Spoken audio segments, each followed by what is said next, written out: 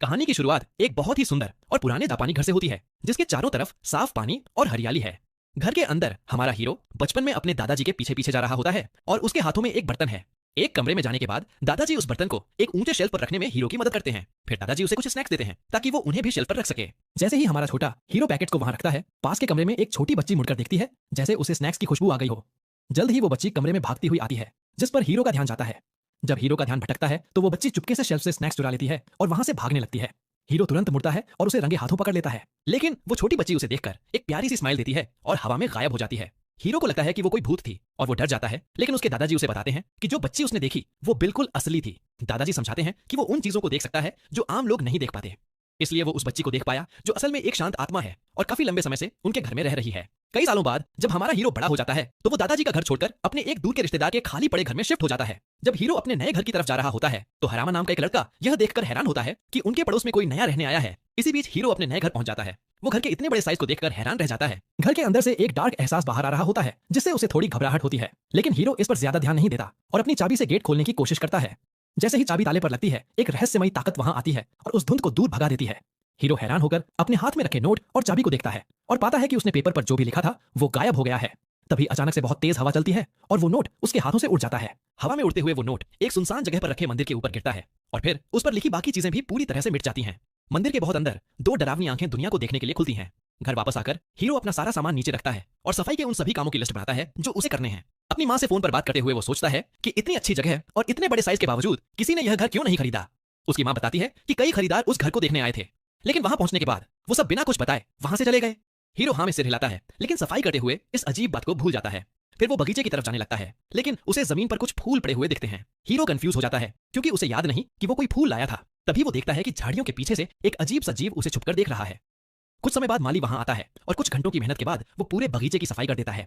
फिर वो हीरो से बात करने लगता है कि नए पेड़ कहाँ लगाए जाएं। हीरो सोचता है कि उसे कुछ भी नया नहीं लगाना चाहिए, क्योंकि वो तो बस कुछ समय के लिए किसी और के घर में रह रहा है। माली भी इस बात से सहमत हो जाता है।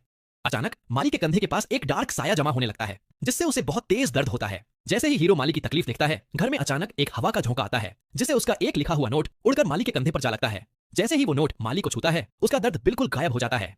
जब माली अचानक ठीक होने की खुशी मना रहा होता है, हीरो देखता है कि उसके नोट की लिखाई एक बार फिर से गायब हो गई है। फिर उसे पास ही जमीन पर कुछ जड़ी बूटियां पड़ी हुई दिखती हैं और वो सोचता है कि क्या माली इन्हें लेकर आया था। माली बताता है कि वो अपने साथ कोई एक्स्ट्रा पौधे नहीं लाया था, जिससे हीरो और भी ज्यादा कंफ्यूज हो जाता है। अगले दिन हीरो उठता है और बगीचे में ताजी हवा लेने के लिए बाहर जाता है, लेकिन तब उसे दरवाजे के ठीक बाहर रस भरी का एक गुच्छा रखा हुआ मिलता है। इस बार वो एक अजीब जीव को वहां से जाते हुए देखता है, जिससे उसे दादाजी के घर वाली उस छोटी बच्ची की याद आ जाती है। हीरो को आखिरकार समझ आ जाता है कि कोई खास जीव उसे ठीक उसी बच्ची की तरह ये तोहफे लाकर दे रहा है। इसलिए वो कुछ चढ़ावा खरीदने के लिए बाजार जाने का फैसला करता है। वापस आने के बाद वो शुक्रिया कहने के लिए कुछ मिठाइयां और कोल्ड ड्रिंक बाहर निकालता है। हीरो के सारे तोहफे बाहर रखने के बाद एक रहस्यमयी लोमड़ी स्वादिष्ट खुशबू सूंघते हुए उसके बगीचे में आ जाती है। फिर वो लोमड़ी हीरो के सामने अपने असली रूप में आती है और उसकी जगह में बिना बुलाए आने के लिए माफी मांगती है। हीरो हैरान रह जाता है और सोचता है कि यह सफेद कुत्ता उससे बात क्यों कर रहा है। वो लोमड़ी बताती है कि वो कुत्ता नहीं है, उसका नाम यामागामी है और वो पास के पहाड़ का गॉड है। यामागामी हैरान होता है कि हीरो उसे देखने के बाद भी इतना शांत कैसे है। हीरो बताता है कि उसे बस उसके लिए बुरा लग रहा है क्योंकि वो इतना अच्छा था कि उसके लिए इतने सारे तोहफे लाया। फिर वो यामागामी को मिठाइयां और ड्रिंक देता है, जिसे वो बिना किसी हिचकिचाहट के खाने लगता है। जब यामागामी मिठाइयों का मजा ले रहा होता है, हीरो उसे थोड़ी शराब भी ऑफर करता है, लेकिन यामागामी उससे सादा पानी मांगता है क्योंकि उसकी ताकत इतनी कमजोर हो चुकी है कि वो शराब नहीं पी सकता। हीरो मान जाता है और उसे दुकान से खरीदा हुआ पानी देता है, जिसे पीकर यामागामी को उतना ही मजा आता है जितना प्राकृतिक झरने के पानी में आता। फिर यामागामी उसे बचाने के लिए हीरो का शुक्रिया अदा करता है और बताता है कि उसकी ताकत ने कुछ बुरी आत्माओं को खत्म कर दिया जो उसकी एनर्जी सुख रही थी। हीरो कंफ्यूज हो जाता है क्योंकि उसे किसी भी आत्मा से लड़ना याद नहीं है, लेकिन यामागामी समझाता है कि उसके नोट्स की लिखाई में एक खास ताकत है जो बुरी आत्माओं को दूर भगा सकती है। आखिरकार हीरो को समझ आ जाता है कि उन सभी अजीब घटनाओं के बाद उसकी लिखाई हमेशा गायब क्यों हो जाती थी। अचानक माली बगीचे में भूले हुए अपने कुछ औजार लेने के लिए घर वापस आता है। हीरो को वहां बैठे इस अजीब यामागामी को देखकर थोड़ी शर्मिंदगी महसूस होती है, लेकिन यामागामी समझाता है कि आम लोग उसके जैसी आत्माओं को नहीं देख सकते। जैसा कि सोचा था, माली बिना कुछ अजीब देखे वहां से चला जाता है। इसलिए हीरो फिर से उस लोमड़ी के लिए पानी डालने लगता है। इस बार वो यामागामी को स्पार्कलिंग वाटर की एक बोतल देता है, जिससे वो एकदम हैरान रह जाता है। फिर भी यामागामी को अपने मुंह में उठते बुलबुलों में मजा आने लगता है। पानी पीते हुए हीरो सोचता है कि उसकी बातों में बुरी आत्माओं को दूर भगाने की ताकत क्यों है। यामागामी को भी इसका सही कारण नहीं पता होता, इसलिए वो हीरो से पूछता है कि क्या लोग हमेशा उसकी अच्छी हैंडराइटिंग की तारीफ करते थे। हीरो हाँ में सिर हिलाता है और बताता है कि उसका परिवार पहले एक सराय चलाता था। उस समय एक ग्राहक ने सराय के नेम प्लेट पर हीरो की लिखाई देखी और उसे कभी ना हटाने को कहा। उसने तो यह भी सुझाव दिया कि वो अपने घर के लिए भी ऐसा ही एक बनाए। उसके बाद उस ग्राहक ने छोटे हीरो को सिर्फ उसके लिए ऐसा ही एक पीस बनाने के पैसे दिए। तब से हीरो ने शौक के तौर पर नेम प्लेट बनाना शुरू कर दिया। वो गर्व से अपने कुछ बनाए हुए नेम प्लेट्स यामागामी को दिखाता है। यामागामी उसे वो सारे नेम प्लेट्स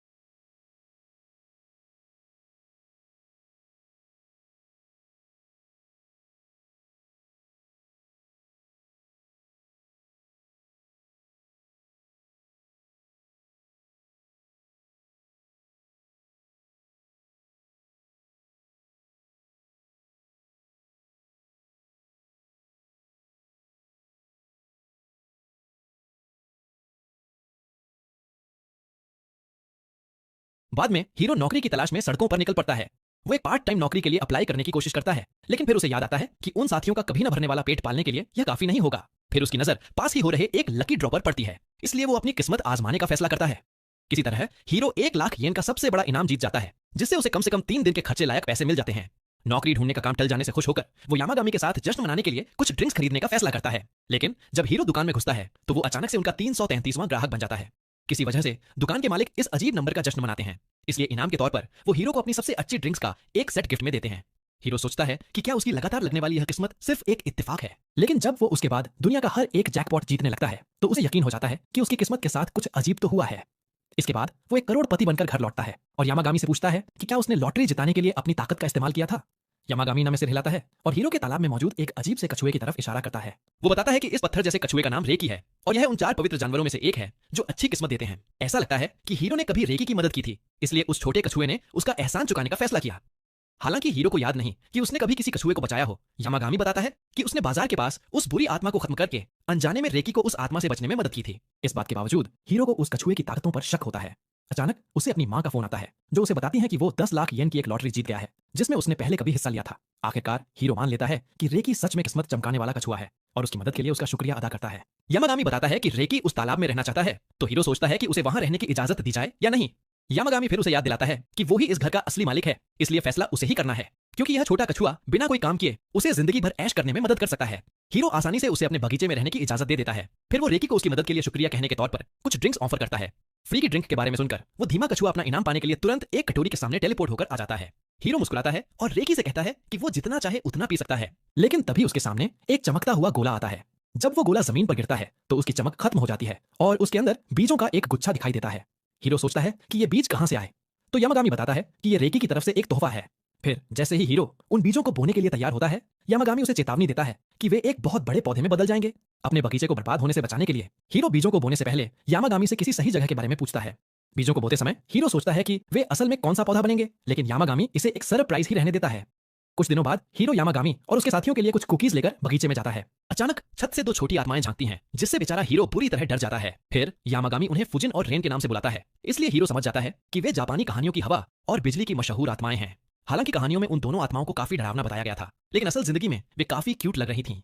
उनकी असली पहचान जानने के बाद हीरो उन्हें कुछ कुकीज देता है जिसे वे खुशी खुशी ले लेते हैं। फिर वे दोनों यामागामी के लगभग मरने की हालत में पहुंचने का मजाक उड़ाने लगते हैं, लेकिन वो बूढ़ी लोमड़ी गर्व से उन्हें बताती है कि वो इतनी आसानी से कभी नहीं मरेगा।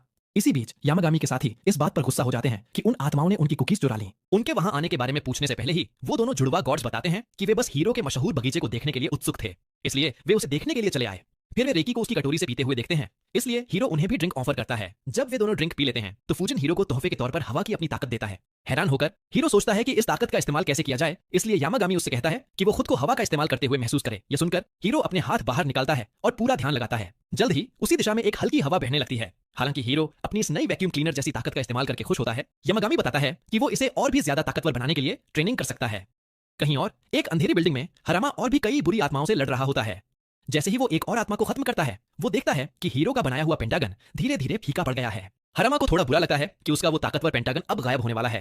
तभी पास में उसके 2 साथी घबराहट में चिल्लाते हैं। वो मुड़कर देखता है कि अकीजू नाम के एक आदमी को एक बहुत बड़ी बुरी आत्मा ने घेर रखा है। हालांकि अकीजू की पार्टनर होरावा पास ही खड़ी होती है, लेकिन वो उस खतरनाक आत्मा के खिलाफ कुछ भी करने में खुद को कमजोर महसूस करती है। अकीजू उसे मदद के लिए चिल्लाता है, लेकिन तब तक बहुत देर हो चुकी होती है क्योंकि आत्मा अटैक करने के लिए झपट पड़ती है। अचानक हरामा बिल्कुल सही समय पर वहां पहुंचता है और एक खरीदारी की लिस्ट से उस आत्मा को खत्म कर देता है। जब हरामा होरावा को चेक करता है तो अकीजू हरामा के हाथों में उस खरीदारी की लिस्ट को देखकर चिढ़ जाता है।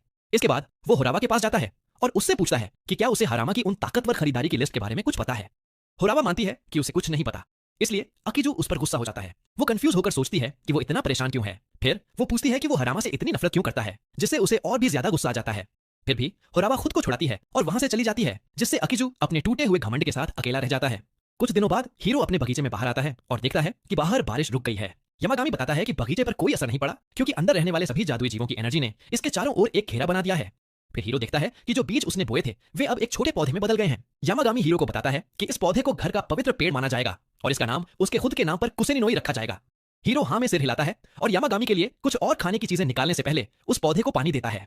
जब वो सफेद लोमड़ी खाना खा रही होती है, हीरो अपने सामान में से पहाड़ पर चढ़ने का कुछ गियर निकालता है। यामागामी सोचता है कि वो कहां जा रहा है, इसलिए हीरो बताता है कि वो उसके पहाड़ पर ट्रैकिंग करने जाना चाहता है।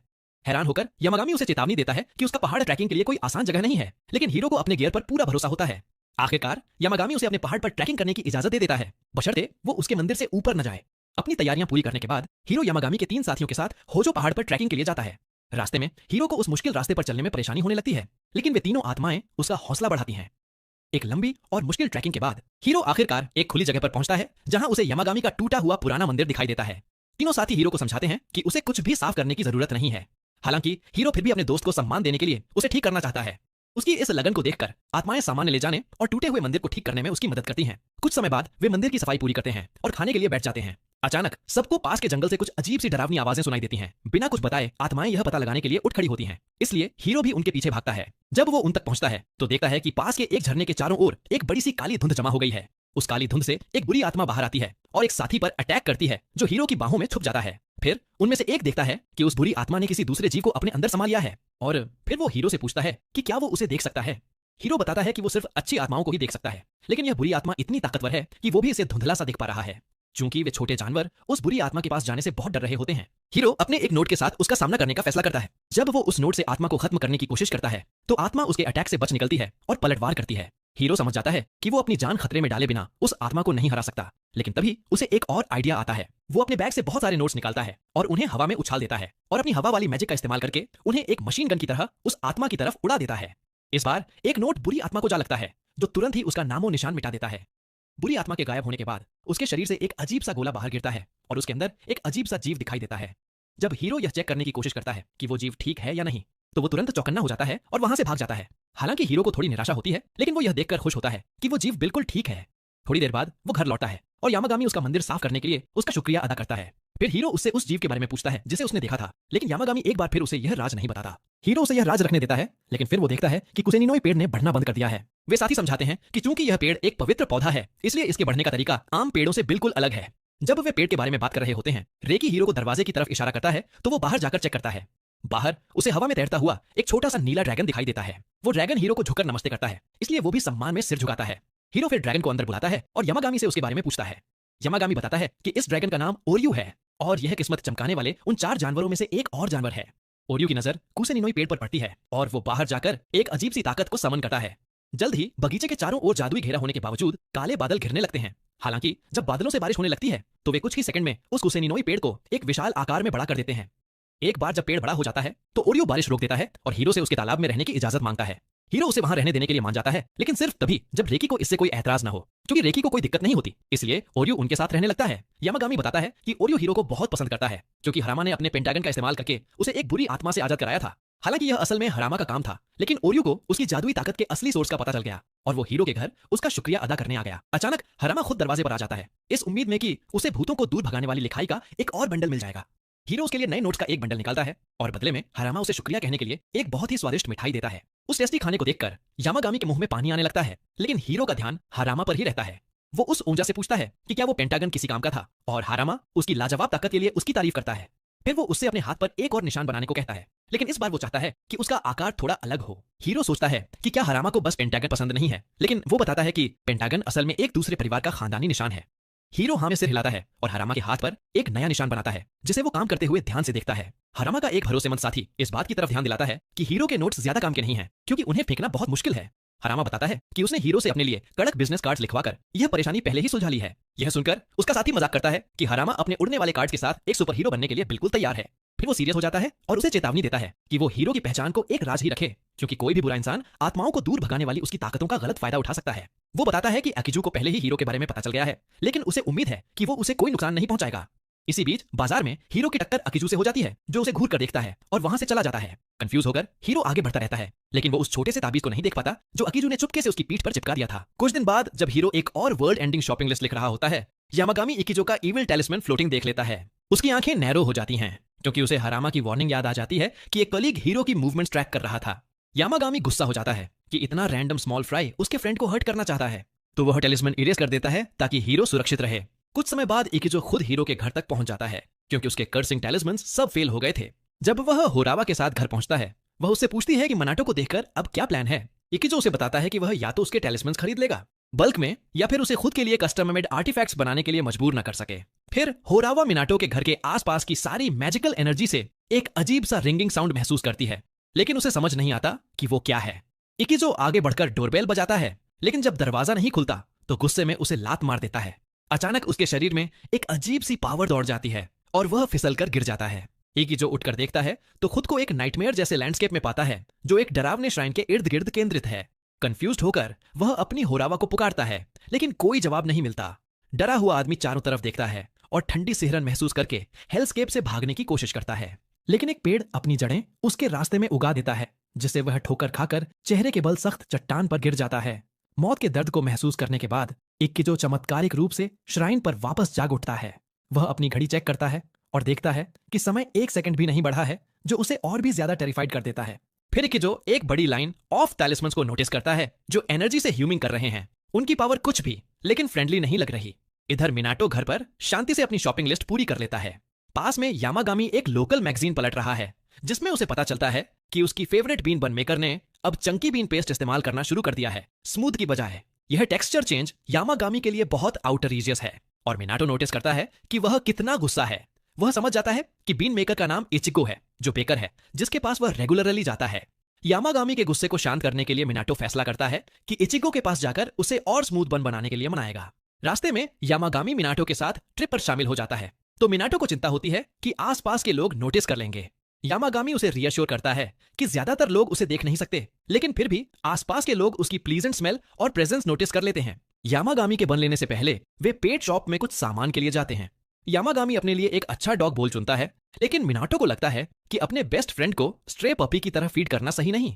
इसके बजाय वह यामागामी के लिए ज्यादा सूटेबल वेसल खरीद लेता है। सॉफ्ट स्लीपिंग कुशन चुनने से पहले यामागामी कहता है कि उसे कोई बेडिंग नहीं चाहिए, लेकिन जब वह असल में कुशन की सॉफ्टनेस फील करता है तो तुरंत उसे पसंद आ जाता है।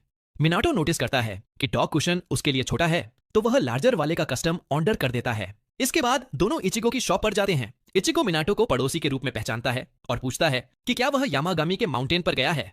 मिनाटो हाँ में सिर हिलाता है, तो इचिको सीक्रेटली पूछता है कि क्या वह माउंटेन के होली डॉग से मिला है। मिनाटो के पीछे ऑफेंडेड यामागामी इशारा करता है कि वह वुल्फ है। मिनाटो लाइन से बचने का मौका लेते हुए इचिको से कहता है कि वह हाल ही में कोई मैजिक डॉग से नहीं मिला। वह बेकर से पूछता है कि वह क्या कह रहा है, तो इचिको एक्सप्लेन करता है कि वह माउंटेन के होली डॉग से मिल चुका है। बचपन में वह खेलते हुए विशाल माउंटेन में खो गया था। युवा इचिको रास्ता ढूंढने की कोशिश कर रहा था कि वह एक अजीब श्राइन पर पहुंच गया। अचानक एक अजीब डॉग उसके सामने आ गया और उसे डराकर भगा दिया। जहां भी छोटा लड़का भागता, वह डॉग कहीं से भी पॉपअप होकर उसे दूसरी दिशा में डरा देता। केवल तब जब इचिको खुद को माउंटेन के बेस पर पाता है तो उसे समझ आता है कि डॉग ने उसे रास्ता दिखाकर वापस भेज दिया था। प्रेजेंट में आयो सोचता है कि उसने एक गाइडिंग डेमन डॉग देखा था जो यामागामी को और भी गुस्सा दिलाता है। फिर भी बेकर एक्सप्लेन करता है कि तब से वह यामागामी का रिस्पेक्ट करता आया है और उसे होली डॉग कहकर तारीफ करता है। मिनाटो स्टोरी से सरप्राइज्ड होता है और एक्ट करता है जैसे वह खुद भी उस डॉग से मिलना चाहता हो। इसके बाद वह यामागामी के साथ स्टोर से निकल जाता है और सोचता है कि आयो कैसे फुल हेल्थ पर वापस आ गया। यामागामी एक्सप्लेन करता है कि हालांकि वह किसी की मौत को डिले नहीं कर सकता, लेकिन कम से कम अपनी एनर्जी से उनकी हेल्थ मेंटेन करने में मदद कर सकता है। चूंकि इचिको उसके फेवरेट बन बनाता है, इसलिए उसे जरूरत है कि बूढ़ा आदमी बिजनेस में जितना हो सके उतना लंबा टिका रहे। दोनों उन्हें देखते हैं। इचिको का पोता घर लौट आता है। दोनों एक परफेक्ट फैमिली जैसे लग रहे हैं। इसके बाद मिनाटो घर लौटता है और गार्डन सीलिंग पर विंड चाइम बांध देता है। फिर वह बांध लेने चला जाता है, जबकि यामागामी अनरिलक्टेंटली न्यू चंकी बन ट्राई करता है। खाने से पहले यामागामी याद करता है कि उनके घर के बाहर एक अनप्लीजेंट विजिटर था। इकिजो ने वही नाइटमेयर हेल्सकेप बार बार एक्सपीरियंस करने के बाद सोचा कि क्या वह हमेशा के लिए ट्रैप हो गया है।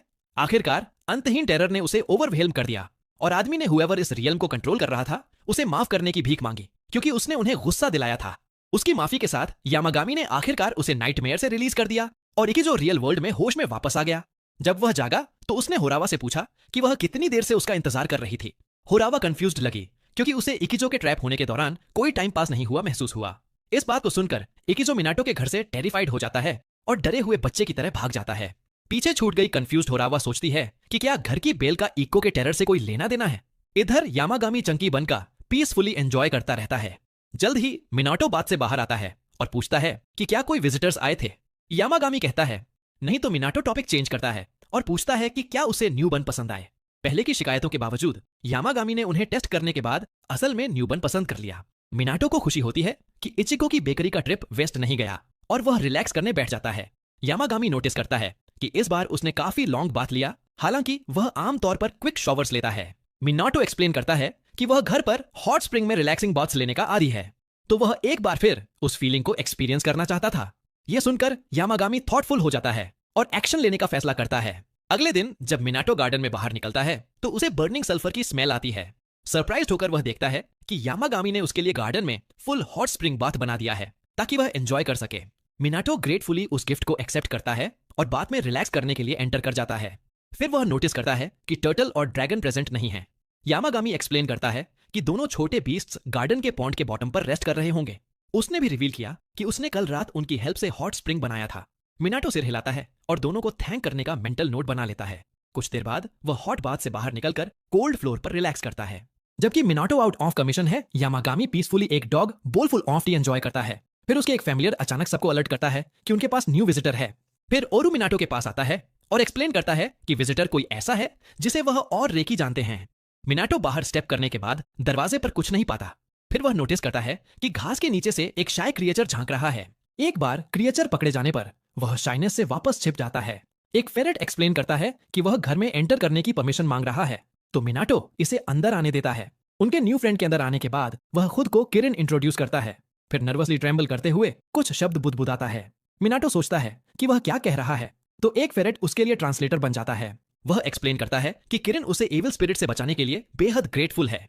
मिनाटो को अपने एक्शन का ज्यादा कुछ नहीं लगता, लेकिन किरिन अचानक बोल्ड हो जाता है और थैंकिंग शुरू कर देता है, इंग्लिश डिक्शनरी से ज्यादा शब्दों के साथ। 1 घंटे की यैपिंग के बाद किरिन थैंक्स के तौर पर मिनाटो को हाफ द वर्ल्ड का किंग बनाने की ऑफर देता है। ऑफ कोर्स मिनाटो इतनी पावर नहीं चाहता, तो किरिन सोचता है कि एक ह्यूमन इसका ऑफर कैसे रजिस्ट कर सकता है। किरिन के मन में ह्यूमंस ग्रीडी क्रिएचर्स हैं जो दूसरी नेशंस पर इन्वेड करते हैं सिर्फ उनके रिसोर्सेस लूटने के लिए, तो उसे लगता है कि मिनाटो उस गिफ्ट को पसंद करेगा। जबकि मिनाटो एक्सप्लेन करने की कोशिश कर रहा है, फूजियन और रॉन किरिन को बताते हैं कि उसके दिल में ऐसी कोई ग्रीड नहीं है। इसके बाद किरिन आखिरकार चला जाता है। मिनाटो अकेला रह जाता है, जो दोनों स्पिरिट्स को हेल्प करने के लिए थैंक्स करता है। मिनाटो फिर नोटिस करता है कि वे पहले से बड़े लग रहे हैं। वे एक्सप्लेन करते हैं कि वे बस अपनी ओरिजिनल साइज पर वापस आ रहे हैं, क्योंकि मिनाटो का गार्डन उनके लिए बेनिफिशियल एनवायरनमेंट है। उसकी हेल्प के थैंक्स में वे एक जायंट रेयर फिश निकालते हैं और उसे स्लाइस करके फीस्ट के लिए तैयार कर देते हैं। फेरेट्स सोचते हैं कि क्या मिनाटो भी ऐसा अमेजिंग कुछ कर सकता है, लेकिन वह अभी इतना स्ट्रांग नहीं है। रेन फिर उससे यामागामी पर अपना विंड पावर ट्राई करने को कहता है, ताकि देखा जा सके कि वह स्ट्रॉन्गर हो गया है या नहीं। मिनाटो यामागामी के सॉफ्ट फर पर जेंटल ब्रीज ब्लो करने के बाद बेचारा वुल्फ अपनी नींद से स्नीज के साथ जाग जाता है। थैंकफुली यामागामी उसके एक्सपेरिमेंट्स को माइंड नहीं करता। राजन नोटिस करता है कि मिनाटो उतना हार्ड नहीं गया जितना वह कर सकता था, और रियलाइज करता है कि वह यामागामी को हर्ट करने से डर रहा था। विंड स्पिरिट एक्सप्लेन करता है कि अगर मिनाटो पहले सेफ टारगेट पर अपने पावर्स के फुल लिमिट्स ट्राई कर ले, तो वह दूसरों के आसपास उन्हें बेहतर कंट्रोल करना सीख सकता है। जैसे ही मिनाटो उसके शब्दों के बारे में सोचता है, उसे अपनी मॉम से मैसेज मिलता है कि उनके घर का नेम प्लेट फिर से ब्रोकन हो गया। यामागामी सोचता है कि supernatural spirit in strange name plate incidents के पीछे हो सकता है, तो मिनाटो अपने घर में रहने वाले यंग स्पिरिट वॉशी को याद करता है। यामागामी एक्सप्लेन करता है कि मिनाटो के नेम प्लेट्स में स्पिरिट वार्डिंग पावर एक्सपायर हो चुकी होगी, तो उसके घर का पीसफुल स्पिरिट उन्हें ब्रेक करता है रिमाइंडर के रूप में कि उन्हें रिप्लेस करो। ये सुनकर मिनाटो याद करता है कि बचपन में नेम प्लेट्स कितनी बार ब्रोकन हुए थे, तो वह यामागामी की एक्सप्लेनेशन से एग्री करता है। उसके बाद अपनी मॉम के लिए न्यू नेम प्लेट बनाता है। मिनाटो सोचता है कि क्या वह उन्हें इंप्रूव कर सकता है। यामागामी सोचता है कि वह अपने स्पिरिट वार्डिंग पावर्स को अपग्रेड कर सकता है, ताकि अगली बार वह स्ट्रॉन्गर नेम प्लेट्स भेज सके जो काफी लंबे समय तक चले। मिनाटो सोचता है कि पावर कैसे बढ़ाए, तो यामागामी उठकर ट्रेनिंग शुरू करता है। वह एक स्ट्रेंज पोर्टल खोलता है जो सरप्राइज मिनाटो को ट्रीज से भरे फॉरेस्ट में ले जाता है। यामागामी उसे कहता है कि अपनी विंड मैजिक की फुल पावर यूज करो, लेकिन मिनाटो को खूबसूरत ट्रीज को डैमेज करने का बुरा लगता है। यामागामी एक्सप्लेन करता है कि ट्रीज सब फेक हैं, तो उन्हें डिस्ट्रॉय करने में फ्री फील करो। उसकी रिएश्योरेंस के साथ मिनाटो आखिरकार फुल स्ट्रेंथ यूज करने के लिए तैयार हो जाता है। इधर घर के बाहर किरिन मिनाटो के लिए डुरियन गिफ्ट लेकर वापस आ जाता है। वह फाउल स्मेलिंग फ्रूट को जमीन पर छोड़ देता है, तो दोनों रेकी और ओरू उसे स्मेली ट्रैश पीछे छोड़ने के लिए चिल्लाने लगते हैं। किरिन ऑफेंडेड हो जाता है कि उन्होंने उसके प्रेशियस गिफ्ट को रिजेक्ट कर दिया, लेकिन वह अनरिलेक्टेंटली मेंशन छोड़ देता है। फॉरेस्ट में वापस यामागामी देखता है कि मिनाटो हाथ आगे करके कंसंट्रेट कर रहा है। इस बार वह एक पावरफुल विंड रिलीज करता है जो स्ट्रॉन्ग ट्रीज को भी हिला देता है, लेकिन अचानक उसका शरीर जवाब दे जाता है और वह सारे स्ट्रेन से कोलैप्स हो जाता है। इसके बाद वह घर में जागता है और यामागामी एक्सप्लेन करता है कि उसका बॉडी अपने फुल पावर को हैंडल नहीं कर पाया। तब से मिनाटो यामागामी के साथ ट्रेनिंग शुरू कर देता है ताकि अपनी विंड मैजिक और स्टेमिना को स्ट्रेंथन कर सके। एक बार उसकी पावर स्ट्रॉन्गर हो जाने पर वह अपनी मॉम के लिए एक्स्ट्रा स्पिरिट वार्डिंग स्ट्रेंथ वाली न्यू नेम प्लेट बनाता है। जबकि मिनाटो गिफ्ट घर भेजने की तैयारी कर रहा है, हरामा कहीं और न्यू थ्रेट का सामना कर रहा है। एक डेंस श्राउडेड फॉरेस्ट में वह एक डार्क भारी मायास्मा से घिरे श्राइन से हॉरर में पीछे हट जाता है। कुछ दिनों बाद हीरो ने अपनी विंड मैजिक का इस्तेमाल करके घर के बाहर की पत्तियों को वैक्यूम किया। यामागामी ने गौर किया कि विंड मैजिक पर उसका कंट्रोल काफी सुधर गया है, लेकिन हीरो को नहीं लगा कि वह फुजेन के मुकाबले कुछ खास है। हालांकि फुजेन ने खुद माना कि वह बहुत अच्छा कर रहा है। उसे लगा कि जल्द ही हीरो इतना मजबूत हो जाएगा कि वह बवंडर का इस्तेमाल करके अपने दुश्मन के घरों को तबाह कर सके, लेकिन हीरो ने उसे भरोसा दिलाया कि वह अपनी शक्तियों का दुरुपयोग नहीं करेगा। फिर रान ने पूछा कि क्या हीरो को बिजली की शक्ति भी चाहिए, लेकिन उसने मना कर दिया। ऑफर ठुकराने के बाद हीरो ने देखा कि यामागामी के सेवक गायब हैं। बूढ़े भेड़िए ने बताया कि चूंकि उसके तीनों सेवक तब बेकार साबित हुए थे जब हीरो का पहाड़ पर बुरी आत्मा से सामना हुआ था, इसलिए उसने उन्हें ट्रेनिंग के लिए भेज दिया है। इस बीच एक बड़े पेड़ के नीचे तीनों फेरेट्स खर्राटे ले रहे थे। वे मामूली ट्रेनिंग ड्रिल से ही थक चुके थे। कुछ समय बाद हीरो ने सबके खाने के लिए कुछ शकरकंद भूने। जब यामागामी और ओरियो आलू का आनंद ले रहे थे तब हीरो ने रेकी को भी एक ड्रिंक दिया। फिर उसने फुजिन और रान से भी पूछा कि क्या वे शकरकंद खाना चाहेंगे। उन दोनों आत्माओं ने मना कर दिया और गर्व से दावा किया कि वे पलक झपकते ही अपने आलू खुद पका सकते हैं। दिखाने के लिए फुजिन ने कुछ कच्चे शकरकंद हवा में उड़ाए, जबकि रायन ने उन्हें पकाने के लिए अपनी बिजली से जलाया। हालांकि वे दोनों अपनी रचना पर गर्व कर रहे थे, लेकिन हीरो ने गौर किया कि उन्होंने स्वादिष्ट आलू को पूरी तरह से जला दिया था। अचानक एक अजीब लाल फल हीरो के पैर के पास लुढ़क कर आया। उसने फल को देखा और समझ गया कि किरण एक बार फिर एक अजीब तोहफे के साथ आया है। हीरो ने किरण को धन्यवाद दिया और उससे कुछ शकरकंद खाने को कहा, लेकिन वह बेचारा जीव डर गया कि कहीं हीरो उसे भी उसके हाथ वाले आलू की तरह जला तो नहीं देगा। डरे हुए किरण के भागने के बाद हीरो सोचने लगा कि उसे क्या पसंद है, और यामागामी से पता चला कि वह बियर पसंद करता है। तभी दरवाजे की घंटी बजी। हीरो बाहर गया और देखा कि हारा थका हारा खड़ा है। बोलने में असमर्थ वह थका हुआ आदमी हीरो की बाहों में गिर पड़ा। कुछ आराम और पानी के बाद हरामा में आखिरकार बात करने की ताकत आई। उसने गौर किया कि हीरो के घर के अंदर दबाव बढ़ गया है। हालांकि यह दबाव अंदर रहने वाले उन सभी अजीब जादुई जीवों की वजह से था, लेकिन हीरो ने ऐसा नाटक किया जैसे वह कुछ नहीं जानता। फिर हरामा ने बताया कि उसका सामना एक ऐसी बुरी आत्मा से हुआ है जिसे जापान के सभी एक्सोर्सिस्ट हरा नहीं पा रहे हैं। एक साथ लड़ने पर भी उन्होंने पाया कि वह आत्मा एक शापित गुड़िया से आई है जिसे शुद्धिकरण के लिए मंदिर लाया गया था। हालांकि उसे शुद्ध करने वाले पुजारी का निधन हो गया, जिसके बाद वह मंदिर एक प्रेतबाधित क्षेत्र बन गया। हरामा ने कहा कि यह बुरी आत्मा यामागामी जैसी ही कोई शक्तिशाली हस्ती हो सकती है, क्योंकि वह अपने साथियों के साथ मंदिर के अंदर एक कदम भी नहीं रख पाया। हीरो को आश्चर्य हुआ कि हरामा उसे उस बुरी आत्मा को हराने के लिए क्यों कह रहा है। हरामा ने समझाया कि वह प्रेतबाधित मंदिर हमारी दुनिया से बाहर एक स्पेशल स्पेस में मौजूद है। हरामा अंदाजा लगा सकता था कि हीरो यामागामी जैसे रहस्यमयी जीवों को देख सकता है, इसलिए उसे पूरा भरोसा था कि वह उनकी शक्ति से उस मंदिर में प्रवेश कर सकता है। यह सुनकर कि हरामा उसकी शक्तियों का उपयोग करना चाहता है, यामागामी क्रोधित हो गया और उसने हरामा पर भारी दबाव डाल दिया। शुक्र है कि हरामा को ज्यादा सदमा पहुंचने से पहले ही तीनों फेरेट्स ने यामागामी से शांत होने को कहा। फिर हीरो ने यामागामी से पूछा कि क्या वह हरामा की मदद करने को तैयार है। गुस्से में लाल भेड़िया मदद के लिए राजी तो हुआ, लेकिन एक सख्त शर्त पर। शर्त यह थी कि हेरा उसे चावल के केक और बीन पेस्ट जैसी ढेर सारी प्रीमियम ट्रीट्स दिलाए। जब यामागामी को उसका मनपसंद खाना मिल गया तो हीरो ने पूछा कि क्या वह आखिरकार आत्मा को भगाने के लिए उसके साथ चलेगा। हालांकि उसे पता चला कि यामागामी केवल रिमोट सपोर्ट देगा। उसकी जगह उसके 3 सेवक हीरो के साथ जाएंगे ताकि वे अपनी ट्रेनिंग दिखा सकें और दूसरी दुनिया का पोर्टल खोल सकें। अगले दिन हीरो तीनों फेरेट्स के साथ जाने के लिए तैयार हो गया। विदा लेकर वे सब उस प्रेतबाधित मंदिर के लिए निकल पड़े। हीरो के निकलने से ठीक पहले यामागामी ने देखा कि कुसेनी नोई पेड़ की एक पत्ती उसकी शर्ट में उड़कर चली गई है। इसके बाद हीरो और फेरेट्स उस क्षेत्र की लंबी यात्रा पर निकल गए जहां वह मंदिर स्थित था। शहर में पहुंचते ही हीरो हरामा के बताए रास्तों पर चलकर मंदिर की ओर बढ़ने लगा। हालांकि रास्ते में फेरेट्स का ध्यान एक मिठाई की दुकान ने भटका दिया, इसलिए सब ताजा एप्पल पाई खाने के लिए रुक गए। जब वे तीनों लंच कर रहे थे, हीरो ने पास ही एक कौवे को उन पर चिल्लाते हुए देखा। एक फेरेट ने समझाया कि यह कौवा उन्हें रास्ता दिखा रहा है, इसलिए हीरो उसे फॉलो करने के लिए उठ खड़ा हुआ। कुछ देर चलने के बाद वे एक ऐसे क्षेत्र में पहुंच गए जहां काले कोहरे की वजह से भारी दबाव था। मंदिर पहुंचने के बाद हीरो मंदिर के गेट के ठीक सामने वाली सीढ़ियों पर चढ़ने वाला पहला व्यक्ति था। हीरो ने गौर किया कि सभी कौवे अंदर के भारी मियास्मा से बच रहे थे। फिर उसने हरामा को फोन करके बताया कि वह पहुंच गया है। हरामा, जो अपने साथियों के साथ मंदिर के पीछे के हिस्से में इंतजार कर रहा था, उसने पुष्टि की कि वह भी वहीं मौजूद है। जब उसका एक दोस्त अंदर जाने की कोशिश करता है तो वह हीरो को बताता है कि वे एक कदम भी करीब नहीं जा पा रहे हैं। हरामा ने हीरो को आगे बढ़ने के लिए कहा, लेकिन उसने यह भी याद दिलाया कि अगर कुछ गलत हुआ तो वह अपनी जान बचाकर भाग जाए।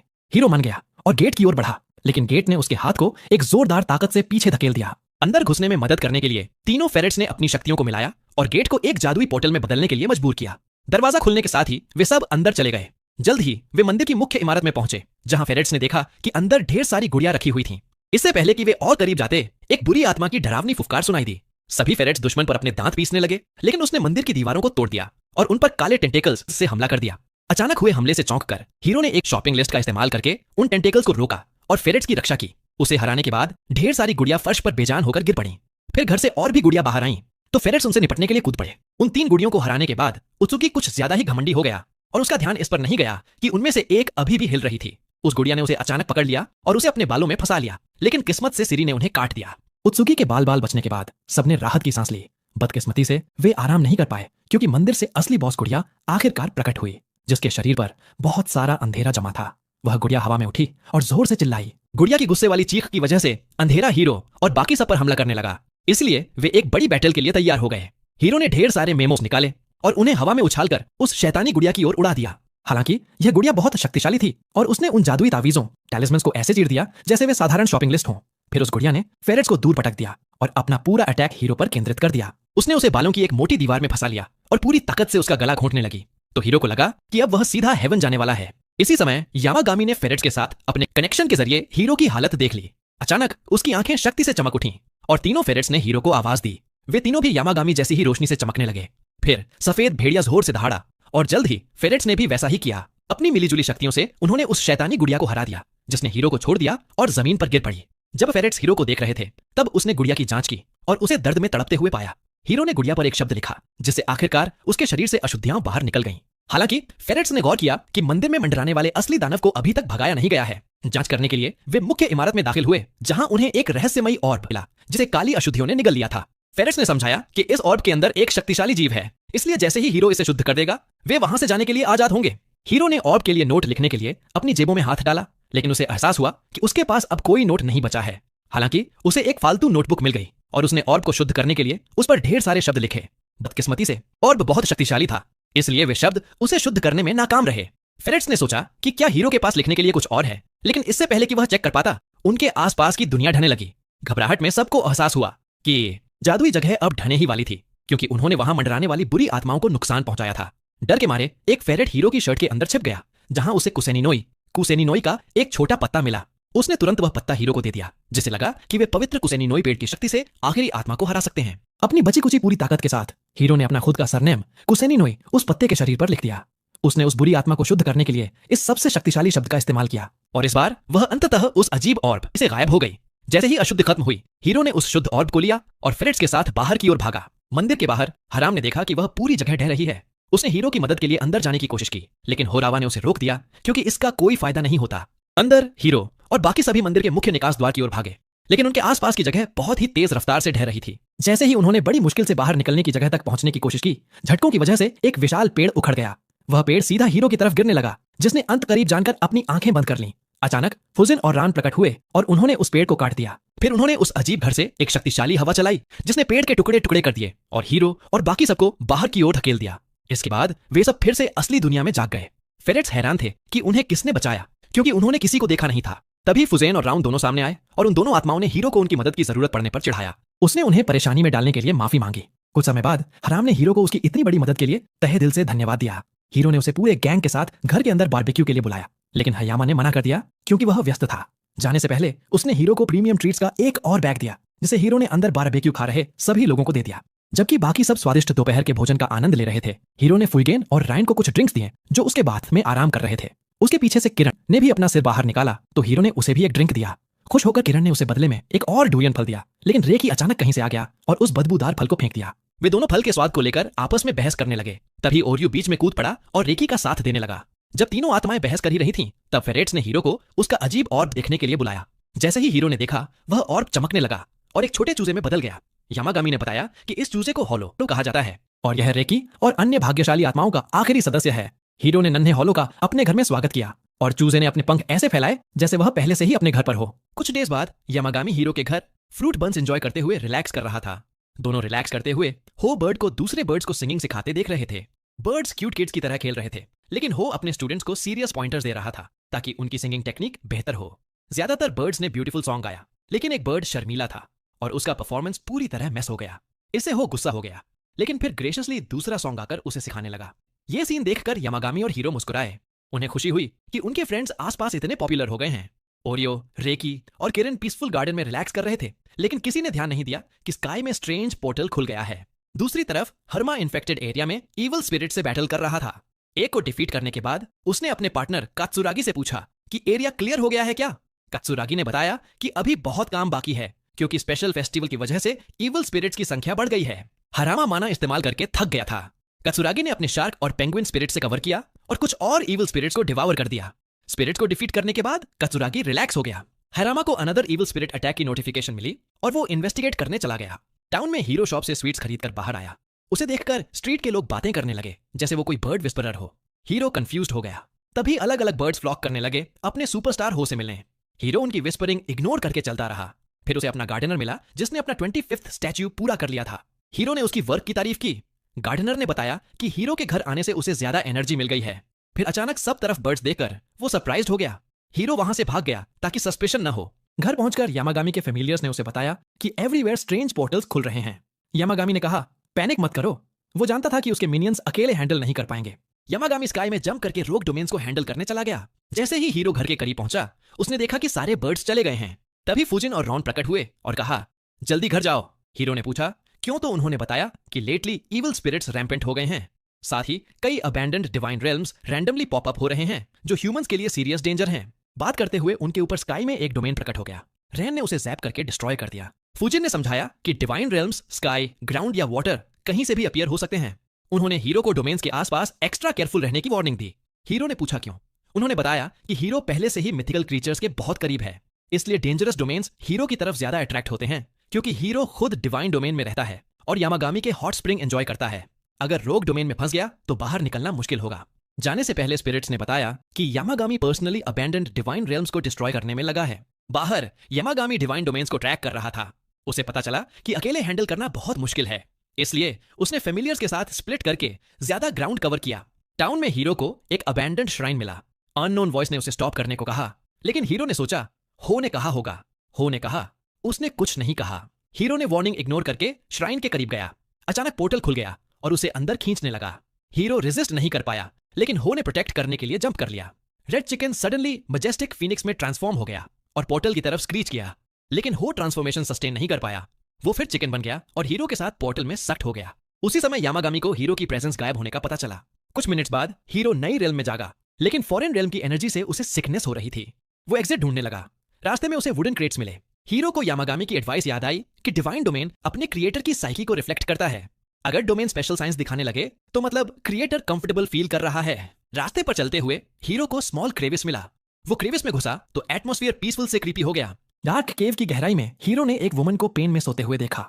उसे समझ आ गया कि ये डोमेन की क्रिएटर है। सडनली वुमन उठी और स्टफी एयर की शिकायत करने लगी। उसे पता था कि घर को एयर आउट करना चाहिए, लेकिन वो लेजी थी और उठकर क्लीन करने का मन नहीं कर रहा था। हीरो ने पूछा क्या वो क्रिएटर है। वुमन ने हाँ कहा। वो हैरान थी कि हीरो इतने पावरफुल क्रीचर के साथ क्यों आया है। वुमन ने कहा उसने हीरो को समन नहीं किया। हीरो ने बताया कि वो रैंडमली उसके डोमेन में सख्त हो गया। वुमन ने कहा उसने डोमेन का एंट्रेंस नहीं खोला। हीरो ने बताया कि उसके वर्ल्ड में प्लेंटी अबैंडन्ड डिवाइन डोमेन्स खुल रहे हैं। वुमन घर में लिविंग थी। वो सोचने लगी कि हीरो को कैसे पता चला। फिर सोचा कि शायद उसकी सील की पावर वीकन हो गई है। हीरो ने बताया कि उसका श्राइन कंप्लीटली डिक्रेपिट था। वुमन ने उदासी से साई किया। फिर वुमन ने हीरो की पावर सेंस की और पूछा क्या वो फूजन की विंड पावर्स यूज कर सकता है। हीरो सरप्राइज था कि वुमन को कैसे पता। गॉडेस को आश्चर्य हुआ कि इतने रिजर्व्ड फूजन ने अपना पावर ह्यूमन को दे दिया। वुमन मुस्कुराई और हीरो से कहा कि विंड पावर से केव को वेंटिलेट कर दो। हीरो कंफ्यूज्ड था।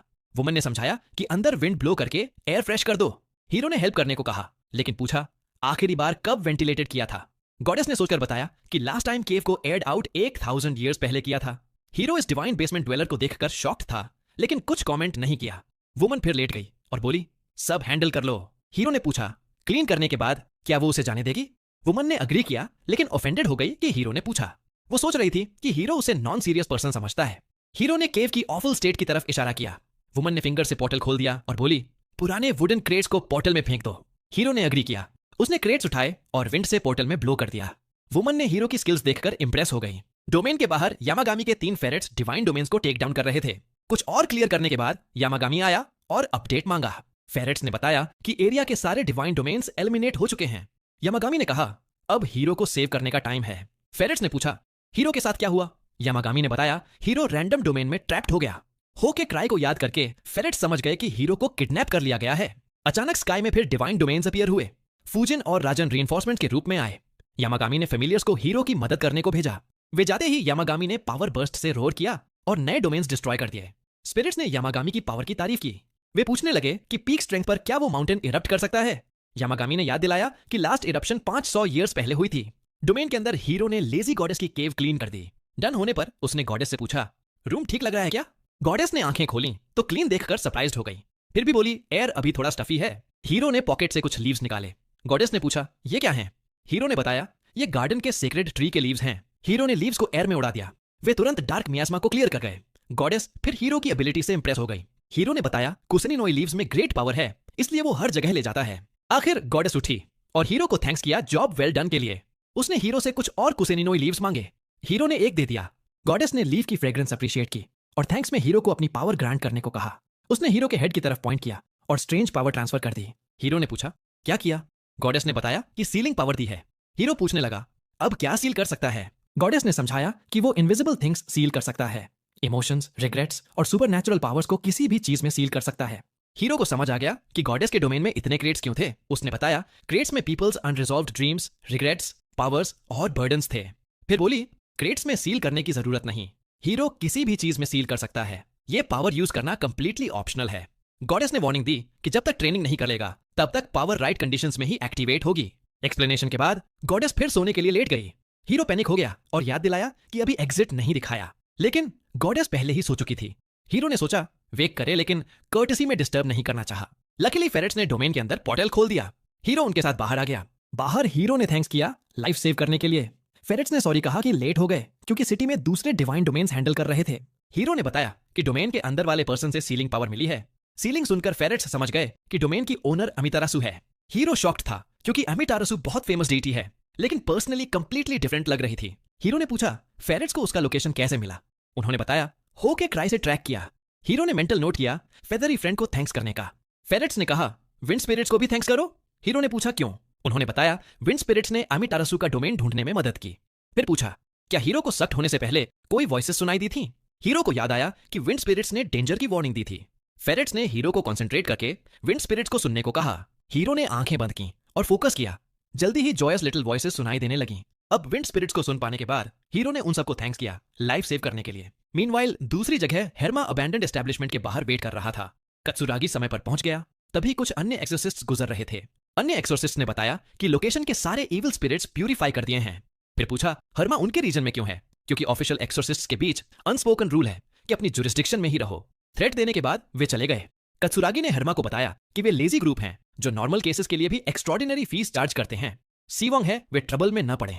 हर्मा चुप रहा। हीरो के घर में वो सब कंपेनियंस के लिए ट्रीट्स ले आया, लेकिन यामागामी को मिसिंग पाया। ढूंढने के बाद चारों तरफ देखते हुए मिनाटो को अचानक पता चलता है कि यामागामी अपने छोटे चीबी साइज में वापस से कुड़ गया है। यामागामी बताता है कि डोमेन्स को हराने में उसने बहुत ज्यादा पावर यूज कर ली थी, इसलिए मिनाटो उसे जल्दी से खाना खाकर अपनी स्ट्रेंथ रिस्टोर करने को कहता है। छोटे वुल्फ को खाते हुए देखकर मिनाटो सोचता है कि वो काफी क्यूट लग रहा है, लेकिन यामागामी मस्ती में उसे चेतावनी देता है कि उसके साथ खेलने की कोशिश। कुछ दिन बाद मिनाटो घर में आराम कर रहा है और सोच रहा है कि हो कब जागेगा। जब से छोटे पक्षी ने उस त्याग दिए गए डोमेन के खिंचाव का पूरा जोर लगाकर विरोध किया था, तब से वो अपनी सारी पावर खोकर गहरी नींद में सो गया था। यामागामी मिनाटो को आश्वासन देता है कि वो जल्दी ही जाग जाएगा। वो कहता है कि हो जैसा फीनिक्स उसकी सोच से कहीं ज्यादा मजबूत है। मिनाटो राहत महसूस करता है। फिर वो एक बॉक्स उठाता है और अपनी सीलिंग मैजिक का प्रैक्टिस शुरू कर देता है। यामागामी पूछता है कि वो क्या कर रहा है। मिनाटो बताता है कि वो अमिदारासु की पावर को मास्टर करना चाहता है।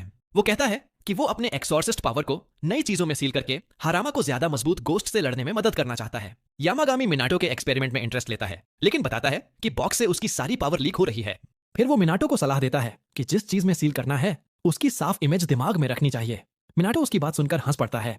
कुछ और दिन बीत जाते हैं। मिनाटो यामागामी से शिकायत करता है कि उसका घर फिर से एक इंटरेस्टेड खरीदार ने रिजेक्ट कर दिया। वो घर की सारी अच्छाइयां गिनाता है, खूबसूरत घर, शांत काउंट्रीसाइड, गार्डन, फिर भी हर बार आखिरी पल में खरीदार मना कर देते हैं। यामागामी असली वजह जानता है, लेकिन मिनाटो के सामने चुप रहता है। फिर वो कहता है कि स्प्रिंग सीजन है। अपनी मैजिक पावर से वो मिनाटो के पूरे गार्डन में खूबसूरत साकुरा ट्रीज लगा देता है। पिंक ट्रीज देखकर मिनाटो हैरान होता है कि यामागामी ने उन्हें पलक झपकते कैसे लगा दिया। यामागामी बताता है कि वो अपनी आंखों से ट्रांसफॉर्मेशन मैजिक यूज करता है, लेकिन मिनाटो ध्यान इस बात पर जाता है कि यामागामी फिर से छोटे साइज में बदल गया है। वो यामागामी की बात सोचता है कि मैजिक उसी तरीके से यूज करनी चाहिए जो आसान लगे। इसी से मिनाटो को आइडिया आता है कि वो अपनी एक्सॉर्सिज्म पावर को नोट्स में सील कर दे, जैसा वो हमेशा करता आया है। जब वो अपना मेमो पैड पर काम कर रहा होता है, बाहर पक्षी सुंदर गाना गा रहे होते हैं। ये सुनकर यामागामी अपने हो को पुकारता है। हो तुरंत अपनी नींद से जाग जाता है और बाहर उड़कर अपने डम स्टूडेंट को सिखाने चला जाता है। उसके बाद मिनाटो यामागामी के 3 मिनियंस के साथ बांस की शूट्स निकालने जंगल में जाता है। वो पूछता है कि इन अजीब पौधों की जरूरत क्यों है। फेरेट्स बताते हैं कि इनका ताजा पानी दिमाग साफ करके मैजिक प्रैक्टिस में मदद कर सकता है। हालांकि मिनाटो अंधेरे जंगल में थोड़ा बुअन महसूस कर रहा है, फिर भी वो फेरेट्स पर भरोसा करके उनके साथ चलता रहता है। जब वो सब आगे बढ़ रहे होते हैं, उन्हें पीछे से किसी के स्टॉक करने का पता नहीं चलता। इधर मिनाटो के घर में फूजिन, रायन और यामागामी पार्टी कर रहे होते हैं। फूजिन बताता है कि मिनाटो के घर के सारे इंटरेस्टेड खरीदारों को भगाने की असली वजह वो लोग ही हैं। जैसे ही कोई घर देखने में इंटरेस्ट दिखाता, फूजिन उसे अपने डोमेन में डराकर भगा देता। यामागामी कहता है कि वो गरीब कस्टमर्स के साथ बहुत क्रूल है। रायन उसे याद दिलाता है कि यामागामी ने भी हाल ही में अकिजो पर अपना मेलेवोलेंट श्राइन डोमेन यूज किया था। फिर भी फूजिन कहता है कि अकिजो को मिनाटो और उसके दोस्तों से बदतमीजी करने की सजा मिलनी ही चाहिए थी। तभी उसे आसमान में एक और अबैंडन्ड डोमेन दिखता है जो मिनाटो की तरफ बढ़ रहा है। दोनों स्पिरिट सोचते हैं कि ये सारे डोमेन मिनाटो की तरफ क्यों खींचे चले आ रहे हैं, ये इंसान के लिए नॉर्मल नहीं है। फूजिन सोचता है कि मिनाटो को और पावर दे दे, लेकिन यामागामी उसे रोक देता है। वो कहता है कि अगर मिनाटो को बहुत ज्यादा मैजिक पावर देती तो वो अपने कोर में इंसान रहना बंद कर देगा। जंगल में मिनाटो हाँफते हुए आखिरकार बांस वाली जगह पर पहुंच जाता है। फेरेट्स उसे शूट्स की तरफ इशारा करते हैं। मिनाटो तब याद करता है कि वो हुए साथ लाना भूल गया। आखिरकार उसे हाथ से ही गार्डन ट्रैवल से कड़ी शूट्स निकालनी पड़ती है। अचानक एक बड़ा भालू मिनाटो की तरफ बढ़ता है और जोर से दहाड़ता है। मिनाटो डरकर पीछे हटता है, लेकिन भालू लगातार आगे आता रहता है। वो सोचता है कि प्लेइंग डेड करने से काम बनेगा या नहीं। तभी यामागामी अपनी मैजिक से उत्सुगी के शरीर पर कंट्रोल ले लेता है और मिनाटो को आश्वासन देता है कि भालू दोस्त है। भालू फिर से दहाड़ता है। दूसरे दो फेरेट्स बताते हैं कि वो मिनाटो का शुक्रिया अदा कर रहा है। मिनाटो पूछता है कि किसका शुक्रिया। पता चलता है कि भालू कियान की मदद के लिए थैंक यू कह रहा है। फिर भालू मिनाटो को फेवर चुकाने के लिए कहता है। वो बांस के पास जाता है और जमीन पर जोर से वार करके अंदर से ताजी शूट्स निकाल देता है। भालू को इतनी तेजी से काम करते देख मिनाटो राहत की सांस लेता है कि वो अपनी बड़ी पंजों से उस पर हमला नहीं कर रहा। थोड़ी देर में भालू मिनाटो को भारी भरकम बांस शूट्स का ढेर दे देता है। डरते हुए भी मिनाटो शुक्रिया कहता है। भालू कहता है कि अभी ताजा है तो इन्हें खा लो। मिनाटो सोचता है कि अंधेरे जंगल में खाना ठीक रहेगा या नहीं। यामागामी भी कहता है कि ताजा खाना अच्छा आइडिया है। सब मिलकर शूट्स के ऊपरी लेयर छीलते हैं। अंदर वाला हिस्सा निकलने पर मिनाटो उन्हें वसाबी के साथ प्लेट करता है और यामागामी को ऑफर करता है। फिर वो पूछता है कि ये शूट्स उसकी मैजिक में मदद कैसे करेंगे। यामागामी कैजुअली बताता है कि ये मैजिक पावर बढ़ाने वाली चीज नहीं है। मिनाटो को आखिरकार समझ आता है कि यामागामी ने उसे सिर्फ टेस्टी स्नैक खिलाने के लिए बहाना बनाया था। यामागामी बताता है कि वो बस मिनाटो को जंगल की ताजी हवा में रिलैक्स कराना चाहता था। मिनाटो मान जाता है कि उसे अच्छा लग रहा है। यामागामी उसे खुद भी शूट्स खाने को कहता है। मिनाटो खाता है और उनके रिफ्रेशिंग टेस्ट का लुत्फ उठाता है। अगले दिन घर लौटकर वो यामागामी को शोगी का खेल सिखाता है। मिनाटो बताता है कि शोगी में हर प्लेयर अपना पीस बिना आवाज किए चला सकता है। अगर पीस से आवाज हुई तो दूसरा प्लेयर का टर्न हो जाता है। यामागामी सोचता है कि मैजिक मास्टर के लिए यह खेल आसान होगा, लेकिन मिनाटो उसे पूरी तरह हरा देता है। बार बार हारने से यामागामी फ्रस्ट्रेट हो जाता है। वो चीटिंग करते हुए अपनी विंड पावर से मिनाटो के पीस हिलाने लगता है। मिनाटो उसे पकड़ लेता है। अचानक मिनाटो के तालाब में गोल्डन लाइट चमकने लगती है। मिनाटो सोचता है कि कुछ गड़बड़ तो नहीं।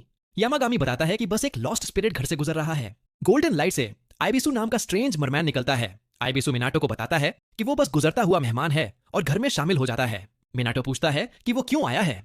आइबिसु बताता है कि उसे मैजिक पावर्स यूज करने वाले स्ट्रेंज ह्यूमन की रूमर सुनाई दी। फिर मोटा मछुआरा मिनाटो के खूबसूरत गार्डन की तारीफ करने लगता है। इधर उधर देखते हुए उसकी नजर किरण पर पड़ती है। किरण गुस्सा हो जाता है। इबिसु को अजीब सा फीलिंग होता है और वो सोचता है कि क्या वो इस खूबसूरत जानवर से प्यार कर बैठा है। मिनाटो उसे कुछ गलत करने से पहले रोक लेता है। फिर आइबिसु मिनाटो के बैकयार्ड में हॉट स्प्रिंग देखकर यामागामी से पूछता है कि वो इस्तेमाल कर सकता है या नहीं। यामागामी इजाजत दे देता है। इबिसु शुक्रिया में डिलिशियस तैयाकी स्नैक्स देता है। स्वादिष्ट स्नैक्स देखकर मिनाटो पूछता है कि स्मूथ और फिलिंग वाले भी हैं या नहीं। इबिसु आश्वासन देता है। कुछ मिनट बाद आइबिसु हॉट बाथ में आराम से बैठ जाता है। वहां बैठकर वो मिनाटो को देखता है और कहता है कि वो पाथ से भटक गया है। मिनाटो पूछता है कि वो क्या कह रहा है, लेकिन आइबिसु और ज्यादा नहीं बताता। इबिसु के जाने के कुछ दिन बाद मिनाटो अपनी मैजिक सीलिंग पावर्स पर काम कर रहा होता है। ब्रेक लेने उठता है तो गार्डन में एक स्ट्रेंज ब्लैक फॉक्स दिखता है। मिनाटो सोचता है कि शायद ये भी कोई विजिटर है। फॉक्स इधर उधर देखता है और तुरंत अमेजिंग हॉट स्प्रिंग से प्यार कर बैठता है। वो मिनाटो के पास आकर पूछता है कि क्या वो घर का मालिक है। मिनाटो बताता है कि वो सिर्फ कस्टोडियन है। फॉक्स सिर हिलाता है, लेकिन उसकी नजर बार बार हॉट स्प्रिंग की तरफ जाती रहती है। मिनाटो समझ जाता है कि वो बाथ लेना चाहता है, लेकिन शर्मा रहा है। वो ऑफर करता है तो फॉक्स कहता है कि उसे अभी एरंड चलाना है। मिनाटो समझ जाता है कि वो बाथ के लिए तरस रहा है। वो उसे टेस्टी लंच का लालच देता है। लंच का नाम सुनते ही फॉक्स पिघल जाता है और पूछता है कि वो भी शामिल हो सकता है। मिनाटो हाँ कह देता है। फॉक्स शुक्रिया कहकर अपना नाम त्सुमुगी बताता है। वो पड़ोस के माउंटेन डेटी का मिनियन है। फिर पूछता है कि लंच होममेड है या नहीं। मिनाटो बताता है कि होममेड तो है, लेकिन उसे यकीन नहीं कि फॉक्स को पसंद आएगा। छोटा ब्लैक फॉक्स होममेड लंच सुनकर बेहद एक्साइटेड हो जाता है। उसकी आवाज सुनकर पास में सो रहे यामागामी की नींद खुल जाती है। त्सुमुगी उसे देखते ही सम्मान से अभिवादन करता है। मिनाटो हैरान रह जाता है। यामागामी याद दिलाता है कि उसका स्टेटस बहुत ऊंचा है। त्सुमुगी भी मानता है कि वो हाई रैंक्ड डीटी है। फिर वो मिनाटो के डिलीशियस लंच को ट्राई करता है। एक बाइट लेते ही ब्लैक फॉक्स खाने से प्यार कर बैठता है और उसकी तारीफ में गाने गाने लगता है। सब कुछ पलक झपकते खा जाता है और मिनाटो को शुक्रिया कहता है। फिर वो अपना स्कार्फ उतार कर कहता है कि वो मिनाटो के काइंडनेस का बदला देगा। वो उसे गोल्डन पीच देता है। बताता है कि ये उसके मास्टर के सेक्रेड गार्डन का स्पेशल फ्रूट है, लेकिन चेतावनी देता है कि मिनाटो इसे नहीं खा सकता क्योंकि उसका शरीर इसकी एनर्जी टॉलरेट नहीं कर पाएगा। फिर भी कहता है कि इसे डेकोरेशन के तौर पर रख सकता है क्योंकि ये कभी सड़ता नहीं। मिनाटो पीच ले लेता है। त्सुमुगी बताता है कि इसका मास्टर अपने गार्डन की सुपीरियोरिटी दिखाना चाहता था। यामागामी कहता है कि वो पीच खा लेगा। मिनाटो पूछता है कि क्या वो त्सुमुगी के मास्टर को जानता है। यामागामी जानता है, लेकिन मिनाटो के सामने नहीं बताता। फिर मिनाटो त्सुमुगी से पूछता है कि वो हॉट स्प्रिंग में सोक करना चाहेगा या नहीं। त्सुमुगी हाँ कहता है, लेकिन पूछता है कि क्या मिनाटो भी इसमें बाथ लेता है। मिनाटो मान जाता है। त्सुमुगी को आखिरकार समझ आता है कि मिनाटो को ह्यूमन जैसा क्यों नहीं लगता। ये सुनकर मिनाटो हैरान रह जाता है। त्सुमुगी के जाने के बाद वो यामागामी से कहता है कि अब उसे खुद को ह्यूमन जैसा नहीं लगता। हालांकि मिनाटो हमेशा से जानता था कि वो स्पेशल है, लेकिन अब यामागामी और बाकी लोगों के साथ रहकर वो उनके मैजिकल वर्ल्ड में कदम रख चुका है। वो अपनी पावर्स लोगों की मदद के लिए यूज करना चाहता है, लेकिन डरता है कि कहीं वो इंसान नहीं रह जाएगा। यामागामी मिनाटो को आश्वासन देता है कि वो इंसान ही रहेगा और वही व्यक्ति रहेगा जो हमेशा था। इससे मिनाटो का बोझ हल्का हो जाता है और वो फिर से पावर्स प्रैक्टिस करने के लिए तैयार हो जाता है। यामागामी सलाह देता है कि अपने पास्ट को याद करो। वो सोचता है कि मिनाटो को अपनी सीलिंग पावर्स का सीक्रेट अपनी पुरानी यादों में मिल सकता है। मिनाटो याद करने लगता है। उसे पहली बार सुपरनैचुरल चीजें दिखने का वक्त याद आता है। जब वो 5 साल का था तब उसने अपने दादाजी के घर में रहने वाली क्यूट गर्ल स्पिरिट को पहली बार देखा था। सब्सक्राइब कर लो ताकि अगला पार्ट मिस ना हो और अगला वीडियो देखो।